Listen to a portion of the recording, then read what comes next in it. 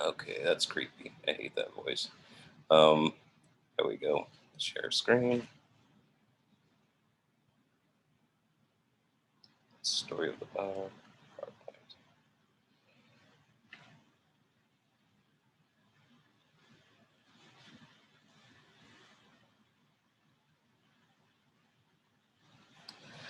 So the Bible is primarily a story. And one of the acronyms that, like you may have heard, I don't know if you heard this in Sunday school, Bible stands for Basic Instructions Before Leaving Earth, right? So people think of it as like a book full of do's and don'ts, and this is how you live your life. Don't do this, stay away from that, and those are some element. There are do's and don'ts in there and stuff like that. But even the do's and don'ts are part of a story. Because if you think about a lot of things that, like say that are in the law, and a lot of times people will talk about, the Bible says not to do this and don't do this. And they'll quote something from Leviticus or Deuteronomy and those sorts of things, the law. And you're going, okay, do you stay away from pork? Do you make sure not to braise a young calf in its mother's milk? Do you, if you have a skin thing, do you bring it to the priests? And I mean, there's a lot of things that like you're seeing it in the story, right? And even the law isn't necessary. Like if you look at the law, it was the part of the story where God was taking a nation and saying, I want you to look different from other nations. I want you to be a light to the world. And if you're going to, and if you will abide by these laws, then you're going to be my people and you're going to reach the world, right? So you can't just take those laws, for example, and then just say, oh, it's an instruction book. No, those were instructions to the Levites and to a nation, and even that you have to take into context, right? So the easiest way to even understand the Bible is just to treat it as a story. In fact, I think you can get, um, in some ways, you can get even more out of the Bible just reading it as a story, like as you would a novel, right? Thinking that the writer in the back of their mind has a plot line, a storyline. It's got a plot to it, um, and that the writer has an agenda, wants you to bring you on this certain journey, bring you into a plot conflict, and go, boy, this comes up. What's going to happen? How is this going to get resolved? And because all of those elements are really there, so it's the story of how we got to now and where is this going. So the Bible is a big story. And if you look at the way, even if you just kind of like take a Bible and the way that we have it arranged, right? And you open it up and it says, in the beginning, is how it opens it up. And then on the last page, you go to Revelation 22, verse 5, and that's the end of the narrative. Okay. It's not there's a couple more things that are said in Revelation, you know, don't add or take away from this book. But the narrative, that the storyline is in Revelation 22, 5, and it says, and they will reign forever and ever. So in the beginning to forever and ever. And you're going, this is a story. And it's kind of like, how do we get from the first few pages, and you read the first 3 pages, say you're just coming at this blank, right? And you're going, oh, okay, first people, and they're made in the image of God, and God is with them in a garden. Everything's really good. They're given one instructions, they screw it up, and everything starts falling apart, right? And then you're going, how's this going to get resolved? And then you get to Revelation and you see new heavens and a new earth, a new Jerusalem coming down, and all this other, and you're going, what happened in between that this could come full circle and be resolved that way? That's what the story of the Bible is. And to understand the story, you have to get the plot conflict right. Because if you don't get you know what I mean by plot conflict, right? It's kind of like where you have like, this is the plot of the story, but it's kind of like this is the problem. This is the problem that you're trying to resolve, right? if you don't get the plot conflict right, you don't get you, you're not going to get the story. And if you were going to write like your book review or something like that, or like you had to in school, then you're going to be like, yeah, you kind of missed the point there, right? And you have to get the conclusion right, because the conclusion that most people have in their minds is, when at the end of the Bible, Christians go to heaven, right? And the earth, well, that's the earth is gone. Because what are you going to do with an earth if you're all in heaven? And that's where most people in modern Christianity get it wrong. And in fact, it's been that way for centuries. You read the Bible, and I think in the back of your mind, when you read Revelation, you're going, hey, wait a minute, there's a new heavens and a new earth. And there are people, and they receive their resurrection bodies. You have a body, so and there's like a new Jerusalem, and everything's looking like the Garden of Eden again. So it's not about like escaping earth and going to heaven and just being in heaven forever, right? There has to be, and why did God make the earth and creation in the first place? Is it just like, I'm going to trash this place because Adam and Eve screwed up? And if that was the case, why didn't he just trash it then? There's like that you're missing part of the story if you're not getting that. So it's already so like the question is to get rid of Earth. Now, if you have like a company that you started and you like this company, and you've got somebody running it, and they screw up, one of the things you could do is just say, well, I'll just burn the company to the ground. It's an option. Doesn't seem like it's the best option. Normally what you would do is go, okay, well, I am going to replace the management, or whatever, and fix what's wrong with the company or whatever. And it's probably going to start with the management because the management screwed up, right? But even if you're kind of like, but you really like the management, or something, there's something else that you're going to want to do there. So I think that most people have in their mind the end of the world. The apocalypse means the end of the world. What do you call it? Armageddon. Armageddon is a place. It's not an event. In the Bible, we've created that narrative, the end of the world, sort of thing, right? It's Armageddon is it's the Valley of Megiddo. Doesn't mean like the end of the world. The battle at this place called the Valley of Megiddo, and and Armageddon, or apocalypse. Apocalypse is the opening of an eyes. It means the revelation. In fact, the book of Revelation used to be called in English the Apocalypse of John, or the Apocalypse of Jesus, or whatever. It's like the revelation. It's like something was revealed to something. That's what an apocalypse is in the Bible. So even that, apocalypse thing, we've twisted and made into something else. So it's kind of like there's many reasons why we have kind of a story in our head, but it's not really. If you look at the words that the Bible is using, they're not. The Bible's not even using them that way. So to get rid of Earth, it doesn't seem right. Okay. So let's go back to the beginning. Humanity is God's choice to rule the earth. He makes creation, and then who he puts in charge of it and says, I want you to rule the earth, is Adam and Eve, right? They're going to be the kings and queens of creation. They're going to be kings and they're going to be priests.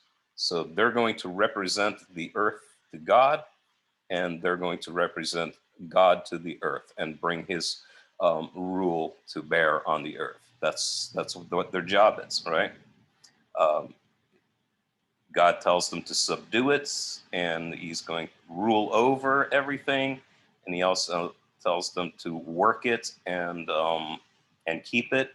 Those two words, work and keep, in Hebrew, the only other place that they're shown in the Bible is when the priests are doing something in the temple. So it's like a clear indication already from page 1. They're going to be kings and priests. Okay. Now they need to run it the way, and they need to run it well. They're going to have to do it. If they're going to run it well, they're going to have to do it God's way, because God knows how.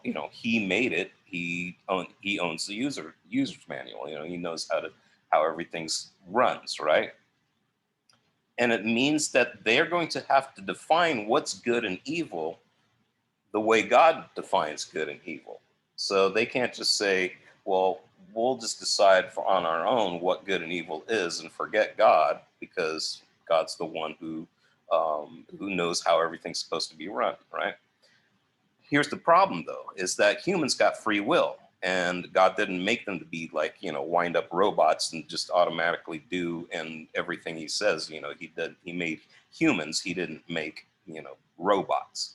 So running it God's way first means two things for them. First of all, that they're going to have to obey and be submissive. I don't understand the point of this, but God says do this, so I'm going to do it. Okay, that's so obedience is going to have to be a big part of that, and trusting God.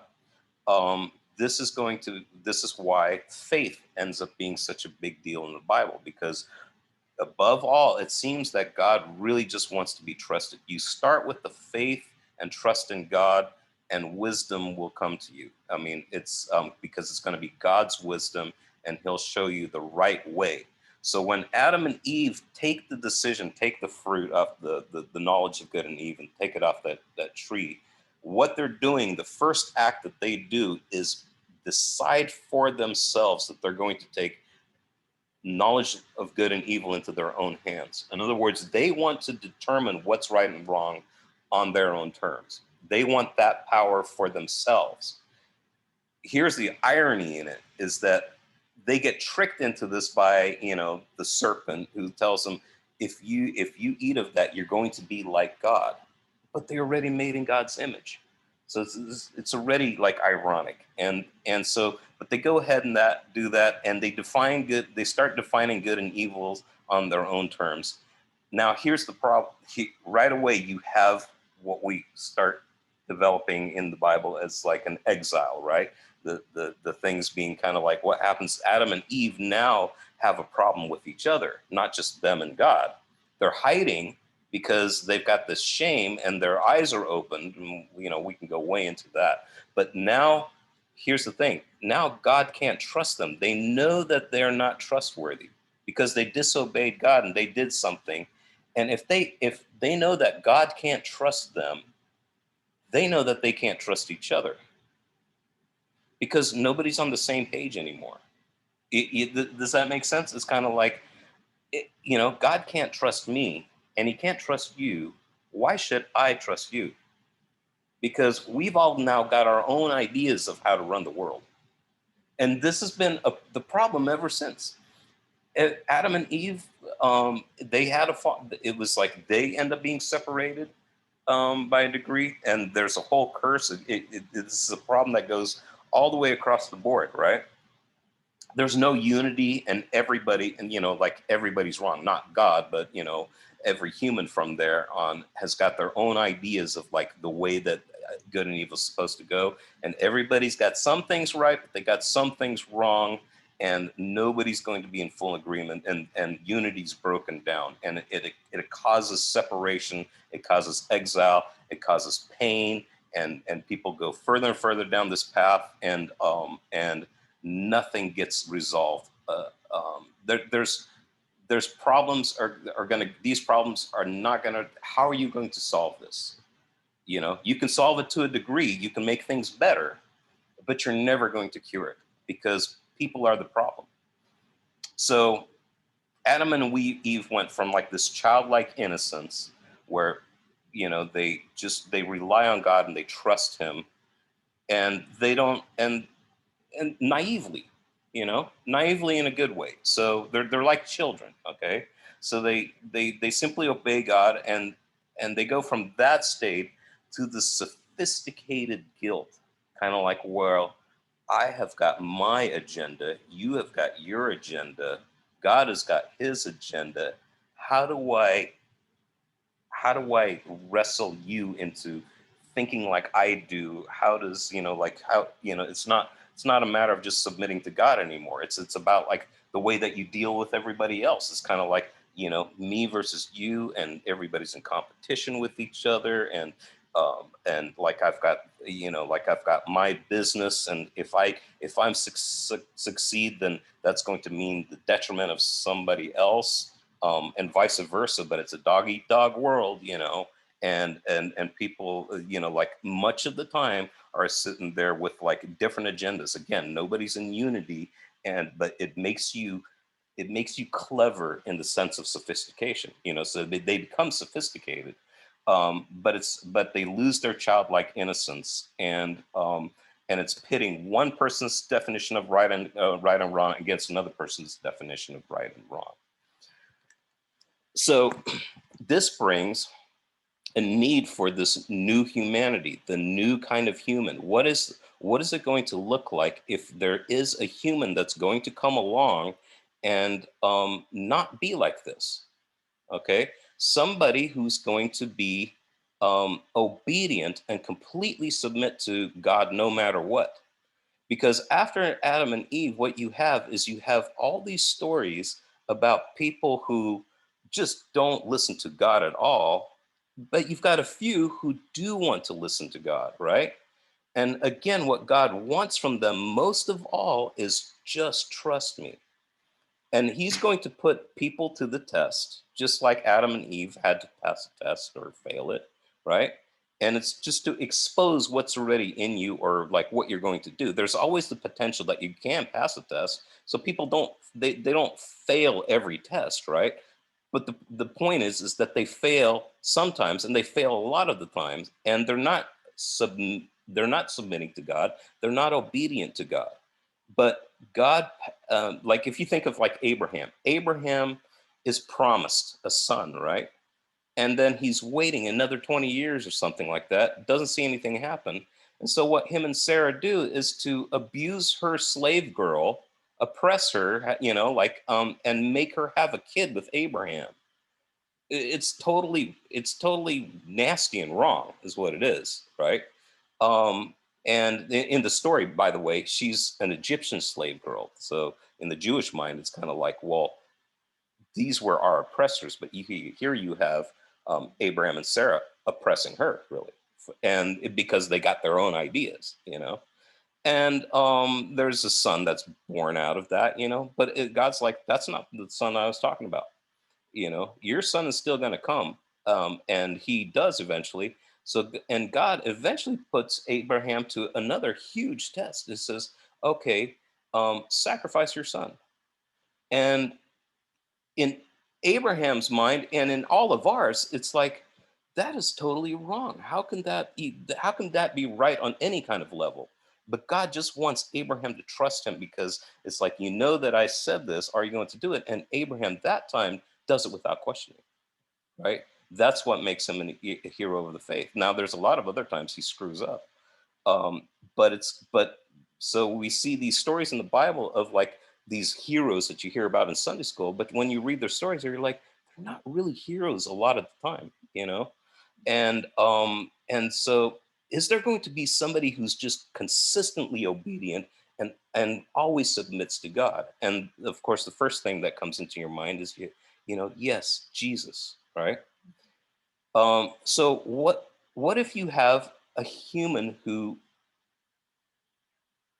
what if you have a human who independently agrees with and defines good and evil the way that God does by nature? Now, this is what I mean by this. Okay, you have the idea of being obedient to God. Okay, but what if it was internal in you to go, whatever God says, it's not even a matter of being obedient and submitting. It's like, I agree with that. I am the same mind as you are. This is what should happen. This is what good is. This is what evil is. That'd be the ultimate, right? Not just saying, I don't want to do this, but I'll obey, right? So there's kind of like you could look at it as like a progression maybe somebody would have to go through.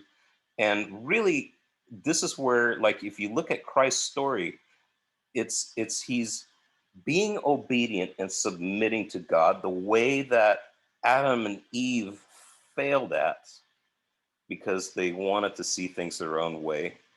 So Jesus is obedient, and it sounds weird to us, but he's God. Yeah, but he was like, not my will, but thy will be done. So this is the things he's saying. He's like, take this cup from me.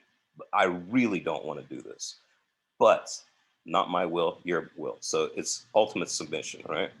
So Jesus was obedient to the Father, even to death on a cross. That's what Paul says. He's obedient even to death on a cross. Not my will, but yours. And he was tested and tempted in all things, yet without sin. So all the stories that you can think of in the Bible where somebody's got some test in front of them, all the temptations that you could face, the Bible says he was tempted in all things and yet was without sin. So it's not a matter of him just not being, it's a matter of him being submissive to the Father and to be obedient. But ultimately, he and the Father are one. In other words, that they are the same mind. He is raised from the dead. All power and authority is given to him. It's like, okay, now my son has got all power and authority, and I'm giving it to him because he died on the cross. He paid this price, and he was submissive to death. He was obedient to death. But Jesus was saying, I and the Father are one. And part of what he's saying there is he's saying we think alike. The things that God likes, I like. The way that God thinks about good and evil is the way that I think about good and evil. Now, we gave you laws about murder, don't murder, but I'm telling you, what it looks like is that don't even like don't even be angry for no reason at your brother because you're committing evil in your heart. Okay, adultery, yeah, we gave you those laws and stuff like that.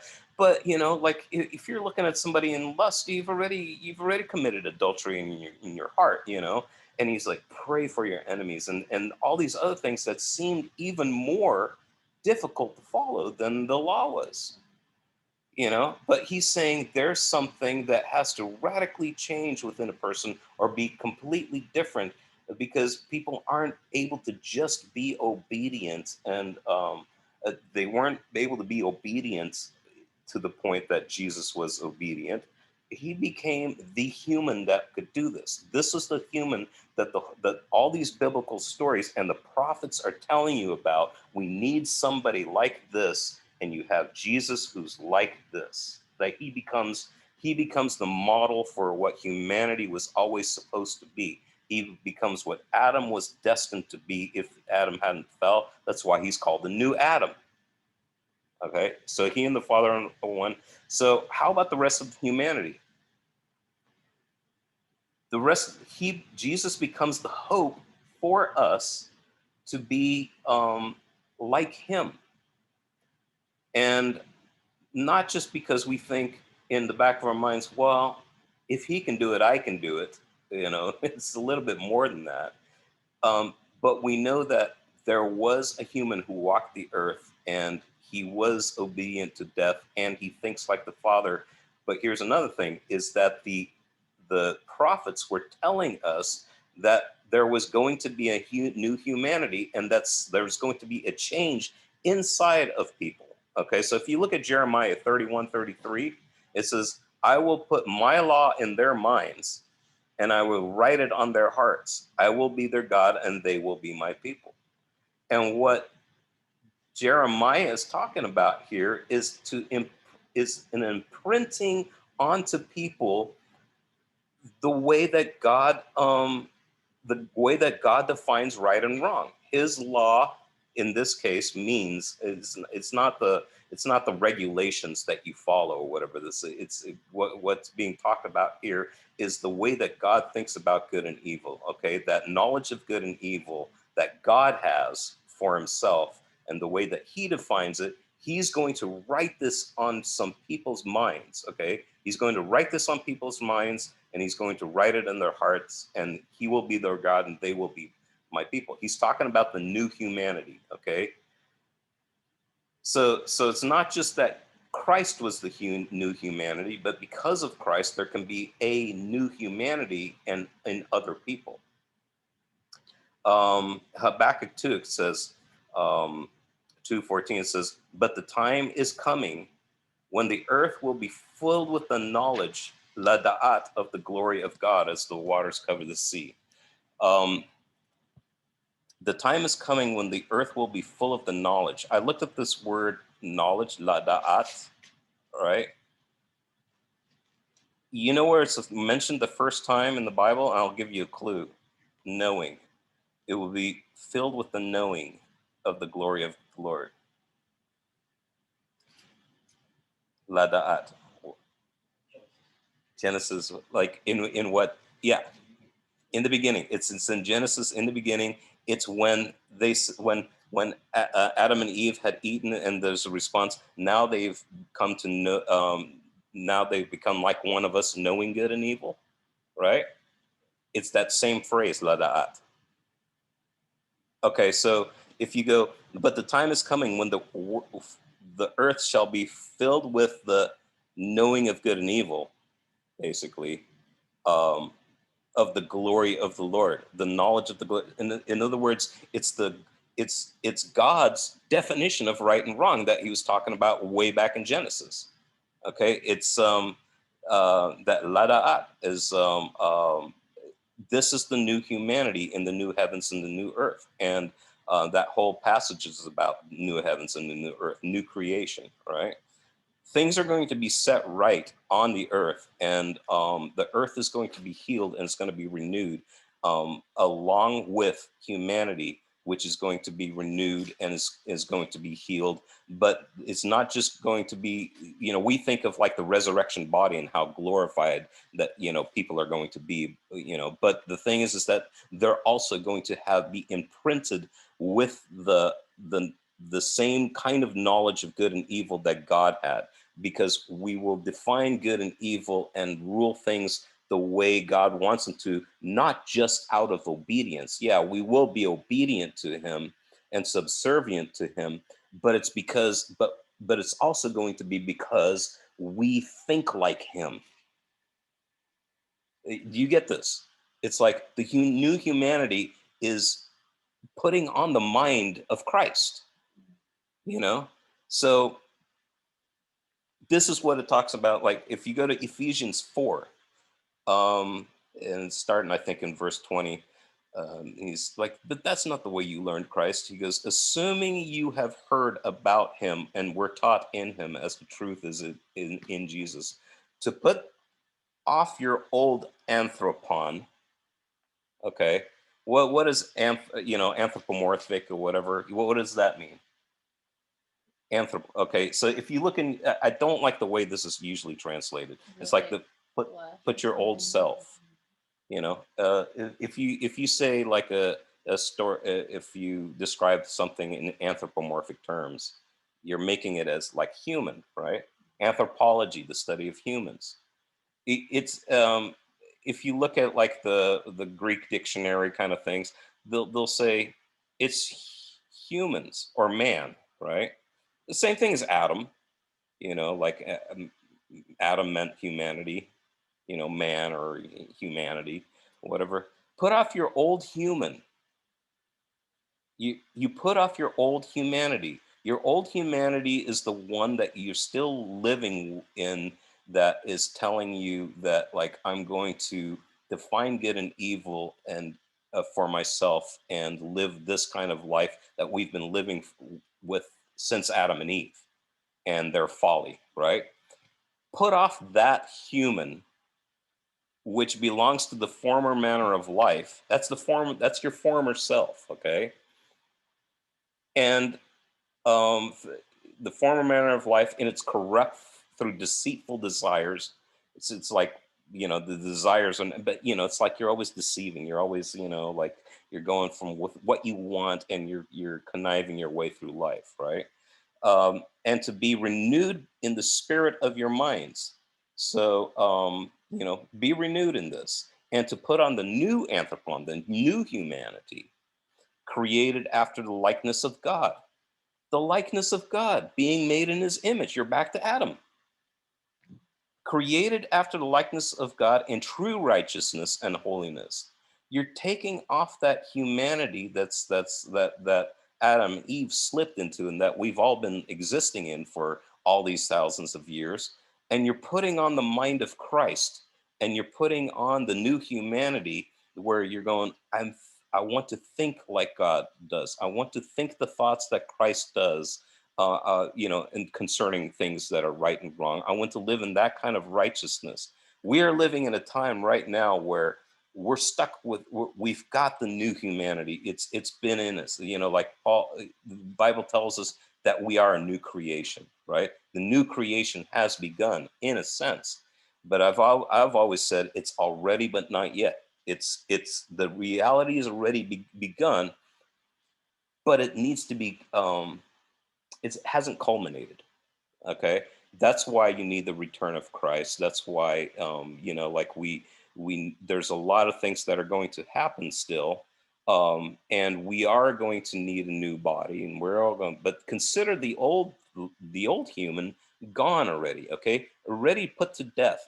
You're going to die. It's going to die. It was destined for death because it can't be that, not just your body, physical body, but your nature, the way that you are, can't go on into eternity with God. It's not going to work. Okay, there's going to have to be a transformation in you that happens where you're putting on the mind of Christ, and you're not just obedient and everything in this life, but that you are going to rule with Him forever, like Revelation says, and they ruled with Him forever and ever. Because if you're going to rule, you're going to have to make calls about good and evil, and know what those things are, and know how to lead the rule the world in righteousness, the way that man has always supposed to have done. You're going to have to be like God. You have to be godly in that respect, and you have to put on the mind of Christ and rule in righteousness. You have to be genuinely um, like that yourself, um, and that's what the hope. That's the hope that we have of becoming that new creation. So this is kind of like where I was going. If you're talking about, like, just escaping and going to heaven, yeah, you're saved, but it's a lot more than just being like snatched up and okay, you're safe now, and then you're just going to be like happy because you're in heaven, even though what were you made for? You were made to rule the earth, you know. So it's like there's still a destiny there to fulfill. So there's another section that I can go into right now, but right now I'd rather like see if there's any questions or something that may have come to your mind or whatever that you can add to it, or um, Well, where's the word in Genesis for that? Lada'ats. It is um,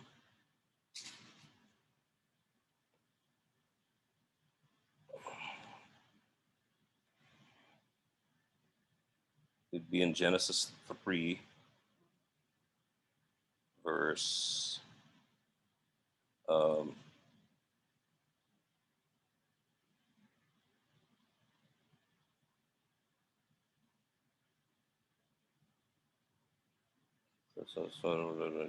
man calls about let's see, knowing good and evil. So Genesis 3:22. Um,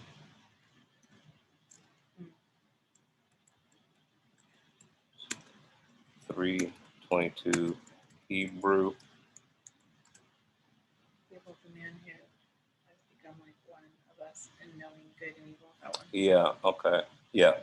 So it says here has become knowing, lada'at, right there. Lada'at. Um, where did I say it was in Habakkuk? Back at 2:14. Um, Habakkuk 2:14 will be filled with the knowledge the glory of God. So it's that knowledge. That's the wisdom. That's the kind of wisdom that you're talking about. So the Bible talks about like people who are wise in their own eyes, or man's wisdom and that sort of thing, and it makes a distinction sometimes of like that kind of wisdom versus God's wisdom, and then like just kind of wisdom in general. Um, so you could like make arguments about like what Solomon had, like he was the wise king or whatever.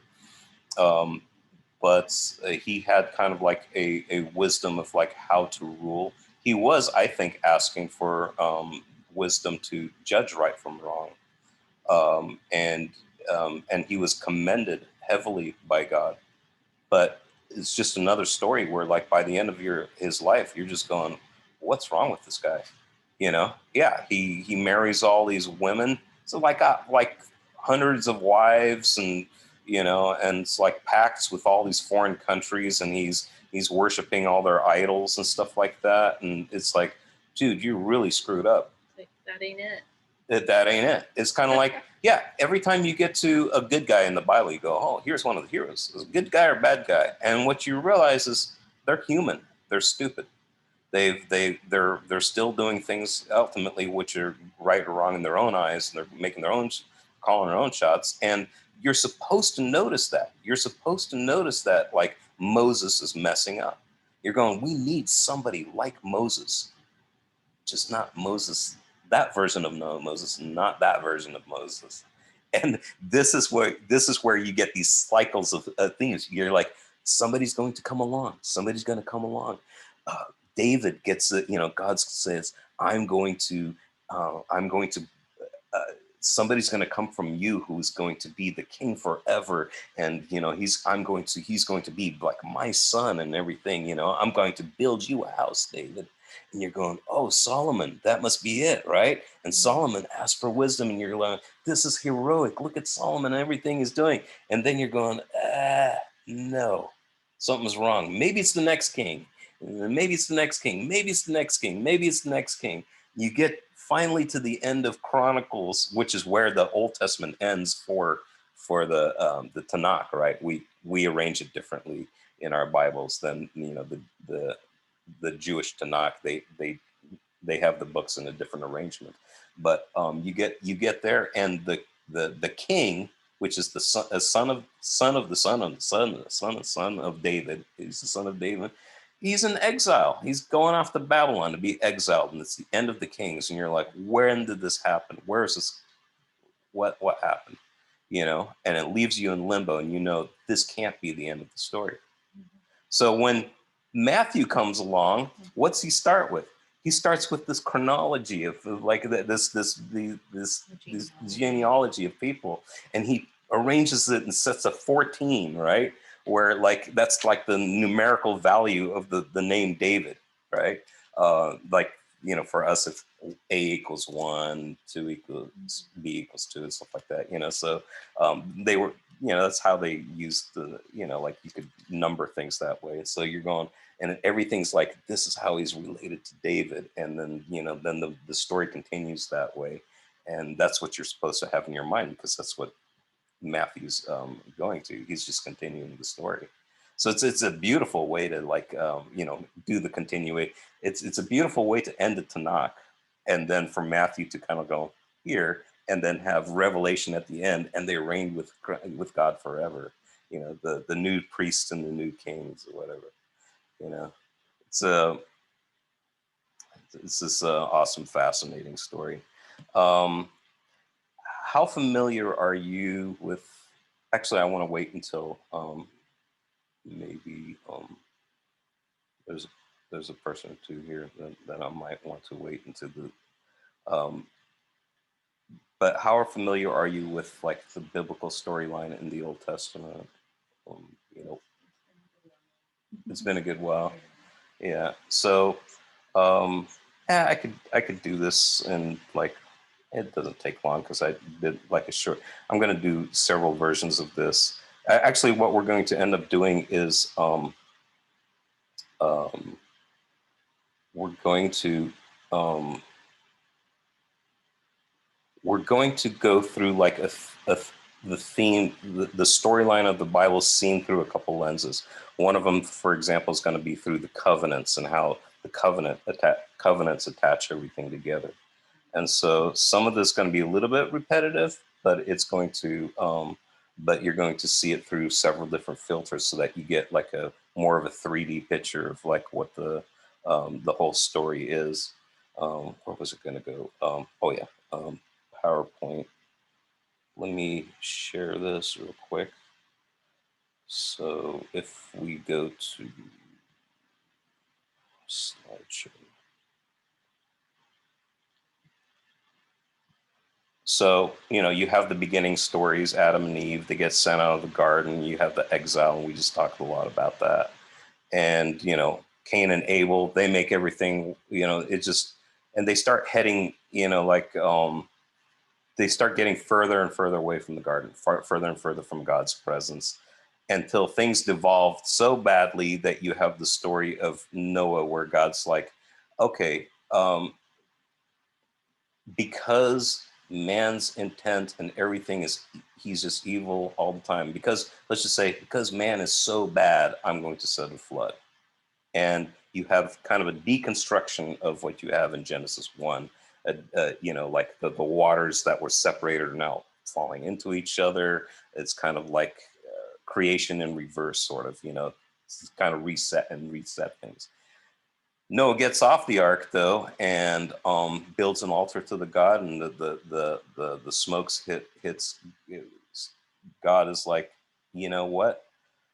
I'm not going to do again. I'm not going to destroy all the people in the world. You know why? Because they're so bad. Basically, gives you the same reason that he destroyed the earth in the first place. And you're going, what? Why?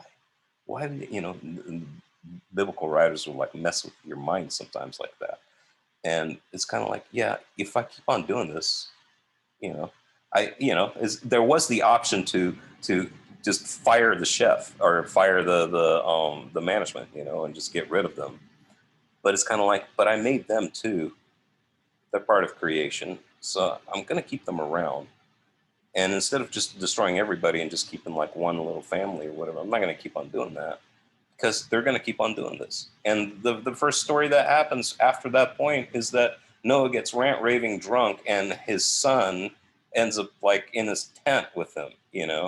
It's super sketchy, and and it's kind of like, yeah, that's an ugly story. And so you're going, we're just going to go through the cycle again, but at least we know God's not going to end everything.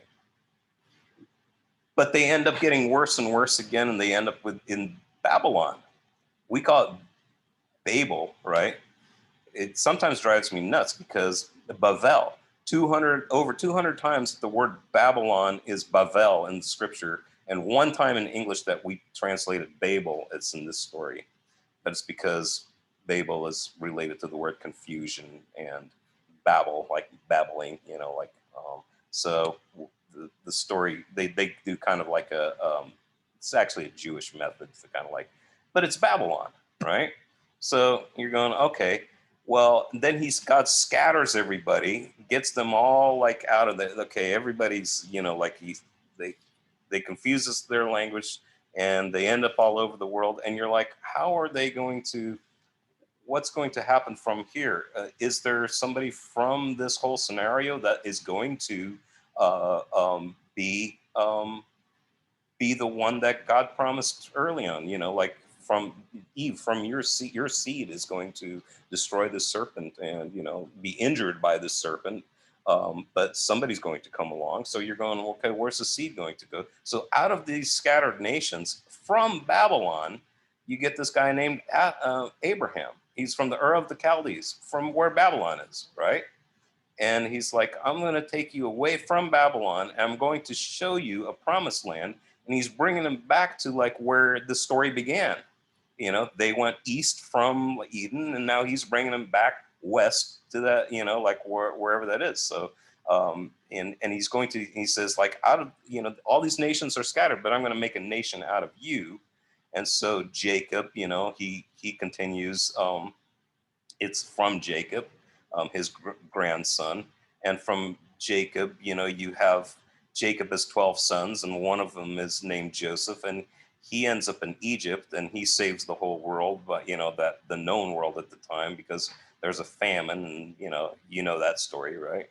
So but that's how they end up in Egypt. But 400 years later, they're all slaves, and so God raises up this guy named Abraham, and he brings them through the Red Sea, and they end up in That's Moses. Moses. Oh, Moses! There's jokes that are set up like that. Anyway, so Moses and Israel is a country and a nation. They've never actually had they've never even had a country before. They've never actually lived anywhere that they could say this is our country, right? But they're this whole nation that's grown up and developed in Egypt, and they're going back to that promised land that Abraham was promised. And so, but they're in the desert, and they make a covenant with God there, and He says, if you're going to be my people if you follow my commands, and He makes covenant with them, and He tells, and so like they get out of that. They cross over the Jordan River. It takes them 40 years because they're trifling.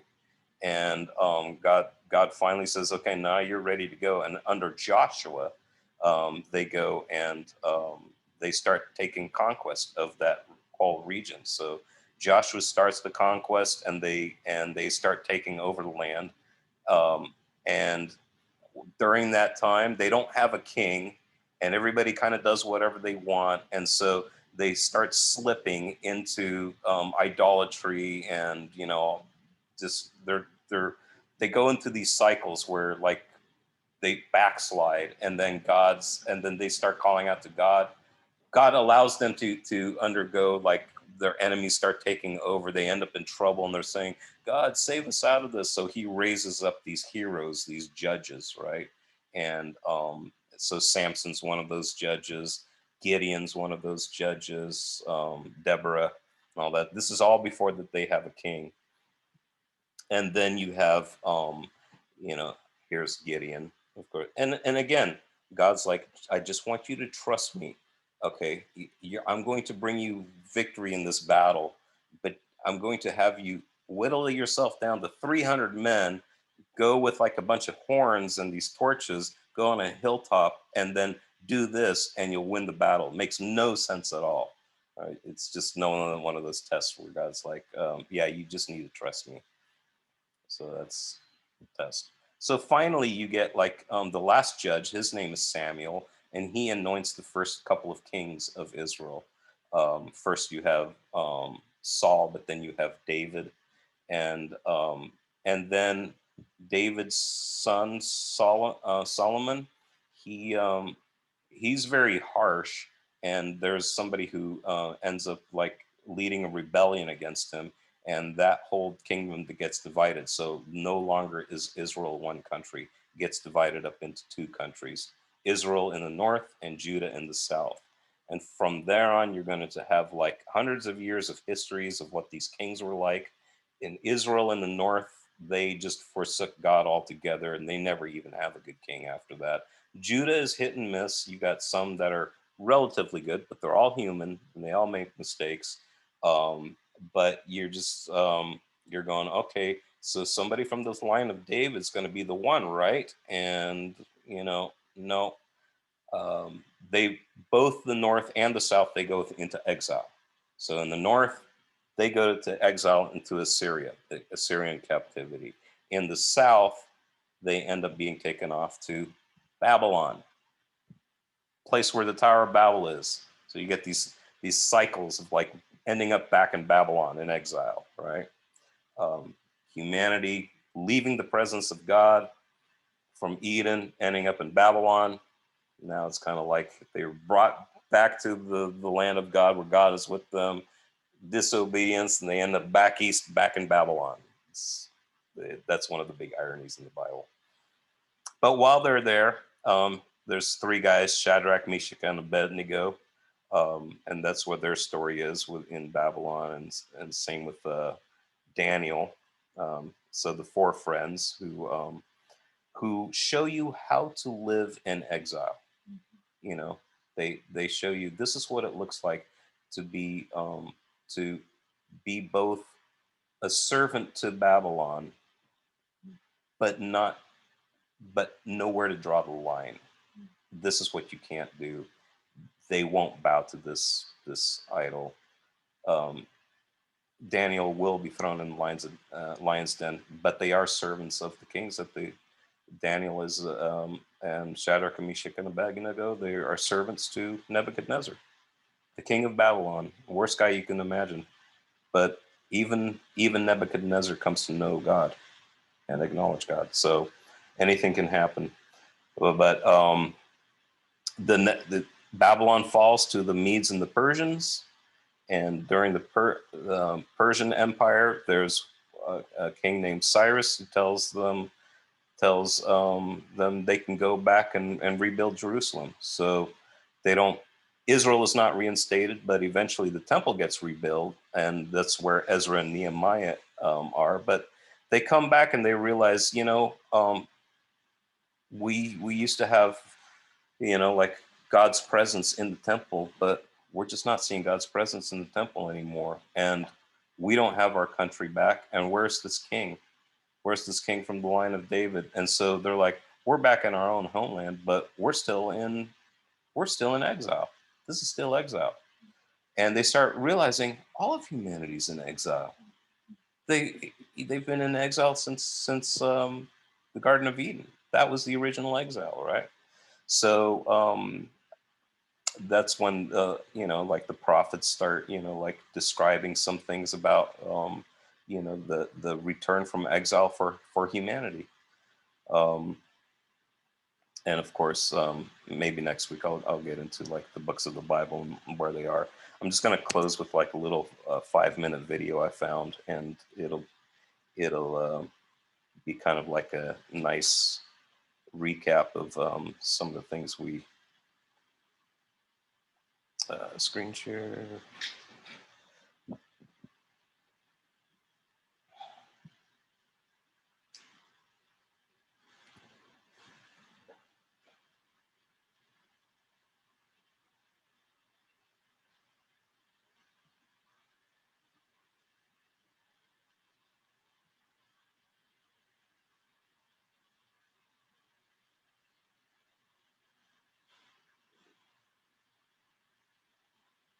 What's going on?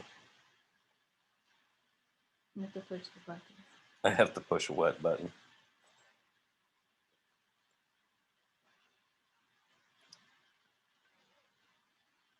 There's this I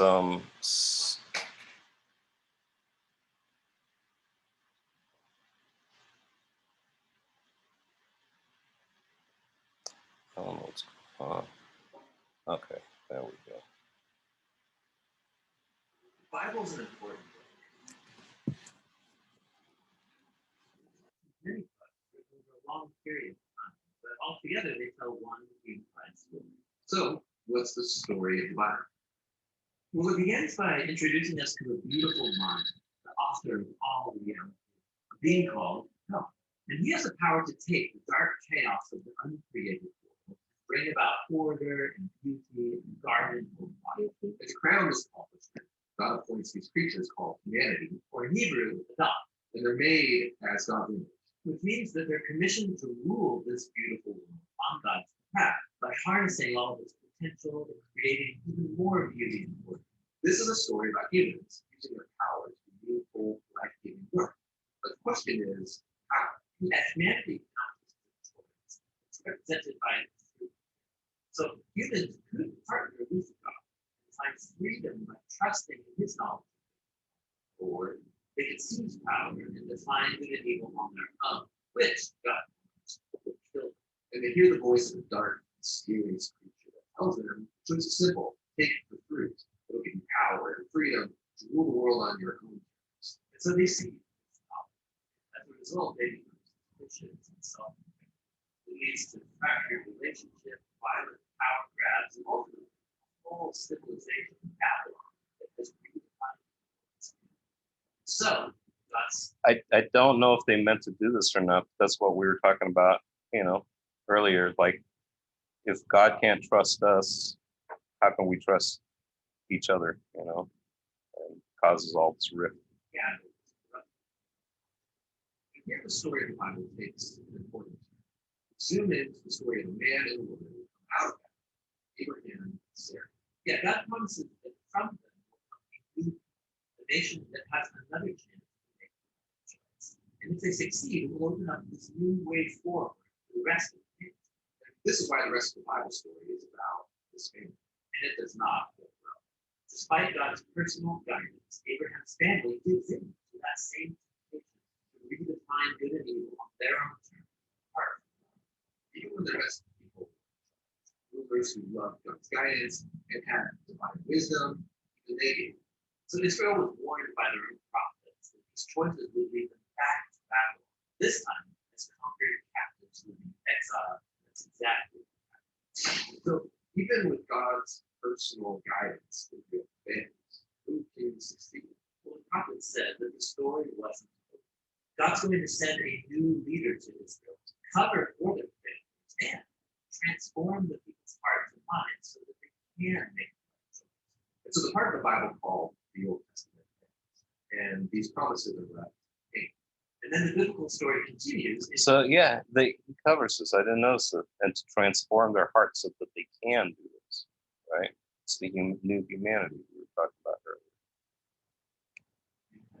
We're introduced to a man who comes from the line of Israel's kings, Jesus. And he said that he was bringing all these promises to them. He confronted that dark and mysterious evil that all humanity was given into and resisted its power. Then he announced that God had arrived to rule the world through himself. Jesus taught about God's definition of good. And he said the real power is serving others. According to Jesus, there's people who love the poor and even love their enemies. These are the kind of people who actually. That's confusing, but also really true. And so is the claim that the story goes on to make about Jesus, that he is God. To be for Israel and for all humanity, but we could never be for ourselves. He came to take the consequences of our evil. And his sacrificial love is more powerful than evil, than even death itself. So now That I love that he came here to take on the consequences of our evil onto himself. That's a great way to put it. his sacrificial love proves more powerful than evil, than even death itself. So now humanity is presented with a new choice, represented by a new tree. Stick with the old way of thinking, or enter into this new one. And in the story, those who choose the way of Jesus find themselves energized by God's own power. People. So, a new tree, the new tree, the new choice. You know, this is another thing I'm learning about right now. I'll probably do it sometime in the future. Is the whole tree theme? Everything from Moses throwing the tree into to make the waters, but there's this whole design thing. It's massive, but it's really cool. And then now you have this tree that we're another crossroads where it's kind of like, well, are you going to do things like continue doing things like you wanted to find good and evil, or are you going to put your faith and trust in Christ, who is that new tree of life? Know that they are loved and forgiven by God, and become people who love and forgive others. The Jesus movement quickly spread throughout the world, forming these new communities of people who follow the way of Jesus. But they faced problems. There was persecution from the outside by people in power, and inside there was confusion, even compromise. Because following Jesus is really hard. And so the movement's leaders, called apostles, they wrote letters to comfort and to challenge these communities to stay faithful to the difficult way of Jesus. And they're called to hope the day when Jesus will come and change everything. And so the Bible ends by pointing to the future day, when all wrongs are made right, when evil is eradicated, heaven and earth are united, and humanity can rule the world together. What's that? The air balloon. Oh yeah, And just like New Heaven. new heavens, new earth, and you got like Hot air these balloon. buildings yeah. I mean, there's going to be art and civilization and cultures and all that kind of stuff. It's like it's not the floating around on the cloud playing harp or anything. I mean, there's going to be stuff to do, and it's going to be just the beginning of a whole new thing. Okay, so that's the story of the Bible. And it brings all of these books together. But what's interesting is that each book contains a different kind of literature that contributes to the story in a unique way. And that's what the next video will begin to explore. All right, Wow. pretty cool, right? I like the way they sum things up. The what? Yeah, oh yeah. I was just listening to a bunch of that this